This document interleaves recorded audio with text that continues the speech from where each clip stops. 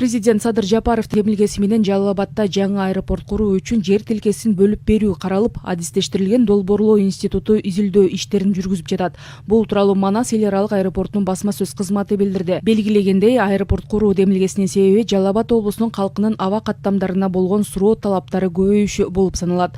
Буга бир жумада 9 каттамдын аткарылгандыгы далил. Ошондой эле аэропорттун басма сөз кызматынан белгилешкендей, учурда Жалал Абад аэропортунда курулуш иштери жүрүп жатат. Азыркы маалда учуп-конуу тилкесинин асфальт бетон төшөлмөсүндө оңдоо калыбына келтирүү иштери жүрүүдө. Долбоорго ылайык Жалал Абад аэродромунун рулеждук жолчолорун жана учак токтотуучу жайларын оңдоо калыбына келтирүү иштерин жүргүзүү каралууда.